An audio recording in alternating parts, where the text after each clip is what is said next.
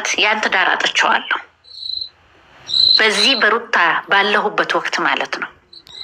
እና ያገባሁት ሰው ሀገር ውስጥ ነው የተጋባነው። ሶማሊያ ውስጥ ነው። ሶማሊያ ውስጥ ነው ያገባሁት። አረገዝኩ። ነጋም ማልቀስ ነው፣ ጠዋትም ማልቀስ ነው። እናት አባቶቼ አይቀርቡኝም፣ ርቄያቸው ነው። ወለድኩ። ያ ልጅ ሞተብኝ። ብዙ ስቃይ ደረሰብኝ፣ ብዙ ፈተና ደረሰብኝ። ተለያየን፣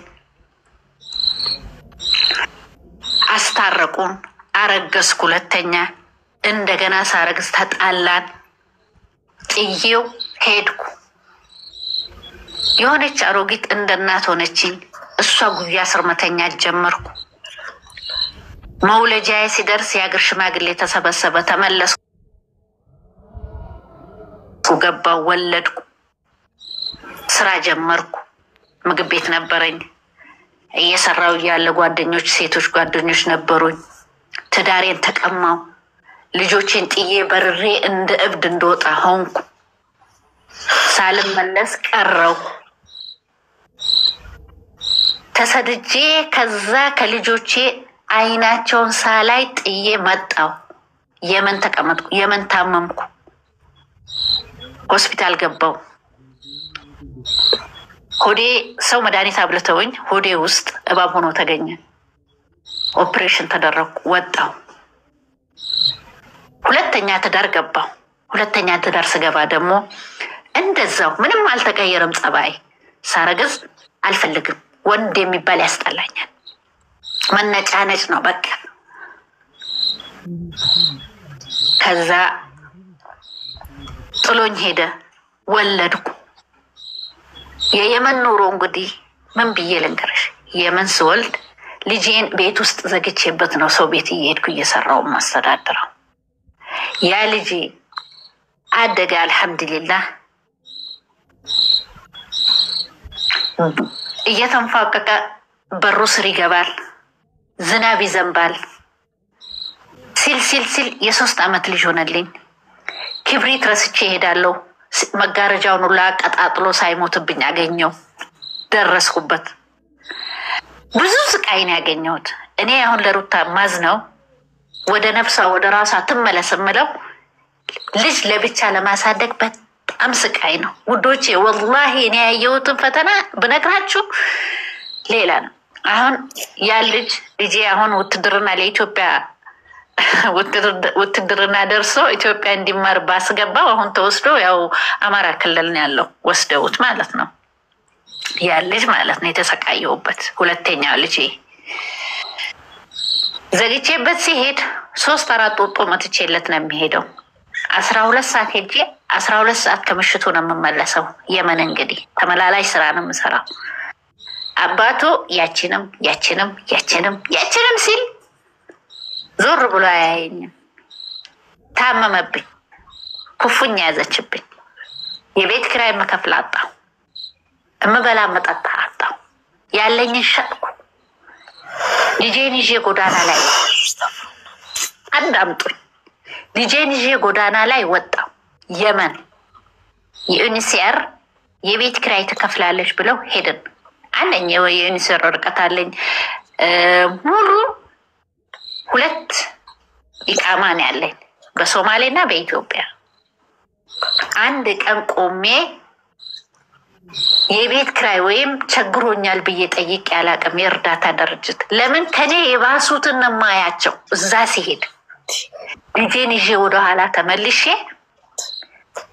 የሰው ልብስ ግማሽ እየሄድኩ እያጠብኩ ካውያ እያረኩኝ ሳገኝ አገኘው፣ ካጣው አጥሚት እያረኩ ልጄን እያጠጣው 7 አመት አደረስኩት።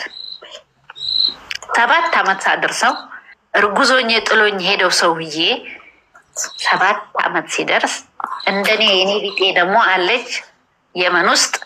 ይሄን ታሪክ ሳሰሙ አትቀሩም። ልጁን ቤት ውስጥ ጥላ ሄዳ ዶር ነው ተከራይተን የምንኖረው። እኔ የመጨረሻ ዶር ነኝ። ትንሽ ክፍል ነች ተከራይቼ የምኖረው።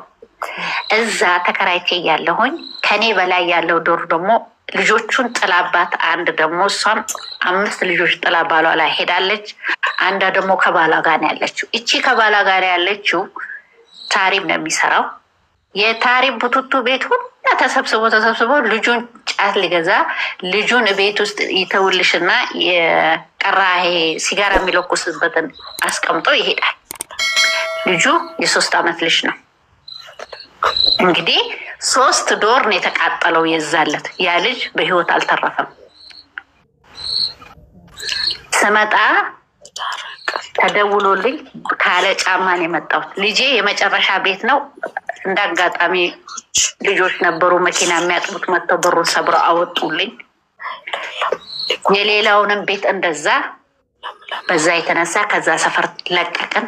ዩኤን ስር በረንዳ ላይ ቀረን። በቃ ልጄ በረንዳ ላይ ቀረው። ልጄን ኩፍኝ ይዞታል። አባቱ ያችንም ይላል። አይን አዋጅ ሆኖበት ማለት ነው።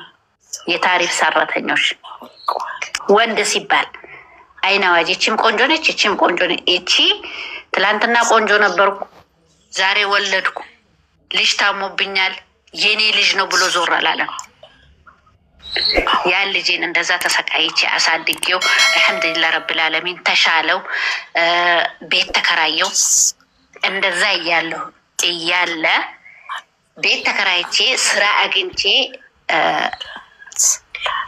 ሲሄድ ሆስፒታል የሆነ ሆስፒታል ስራ አገኘው። ጽዳት ሰራተኛ ገባው። እዛ እየሰራው ያለ ቶሎ ስለማልወጣ ልጄን በሩን ሰብሮ ሰርቆብኝ ወደ ኢትዮጵያ ይዞት ሄደ። በዛ የተነሳ ድንጋጤ፣ በዛ የተነሳ ህመም ሆዴ ውስጥ የነበረው እባብ እየበላኝ የነበረው ሳላቅ ወደኩ። ሰውት ሆስፒታል ገባው። ሆስፒታል ገብቼ በአንድ ወር ከ15 ቀን እንደገና በእግር ጉዞ ከየመን ሳዑዲ ገባው። ሳዑዲ ስገባ ልጄ ሳዑዲ ነበረ።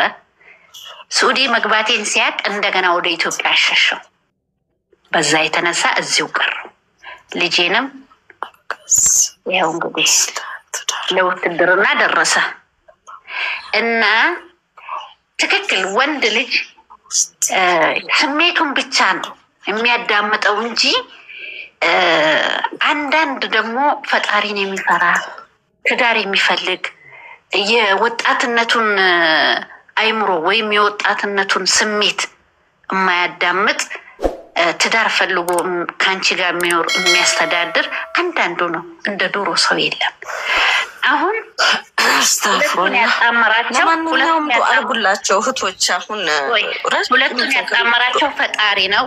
ሁለቱን ያጣመራቸው ፈጣሪ ነው። አርጉላቸው። ትላንትና ያልተለያዩት ዛሬ ፍሬ አገኝተው የሚለያዩበት በኢዝንላህ ኢዝን ረቢል ዓለሚን። ይሄ የሰይጣን ወሬ ይደፋ። አሁን ታጅራ ሄዳለሁ የሚለው ቃል ነው የብስ ያጨከናት እንጂ ሂጅ አልመለስም። እሱ ደግሞ ይሄን ስል ትመጣለች ብሎ ነው። በርግጥ ነው ያናሰበው። እሷ አሁን አንዳንድ ነገር የምናገረው ነገር እህቶቼ አትናደዱብኝ። የአብርሃምንና የሩታ ሁለቱ አብርሃም አሁንም አላወቀበትም። ሩታን አላወቀበትም ብሏል። ሩታን አላወቀበትም። አብርሃም አሁንም ሩታ መልሶ ቢያገኛት ሰው ፊት ለፊት ቁጭ ብሎ ሳያዋራት አንገቷን እቅፍ አድርጎ ቤት አስገብቶ ሁለት የጉንጯን ከሳማት ትታረቃለች። አይ ሰው ገብቷል መሀላቸው። አቤላ የሚሰራው ስራ ላይ የጀርባ ታሪክ የሆነ መጥፎ ስራ የሚሰራው ስራ አለ። ጓደኛዬ ነው እያለ ከአቤላ ውጪ እሷ መርዝ ሆኖ እኔ ካሁን በፊትም ቪዲዮ ሰርቼበታለሁ። መርዝ ሆኖ የማይረሳት የወንድሙ ንግግር ነው። ትክክል ነው። ግን አቤላ ደግሞ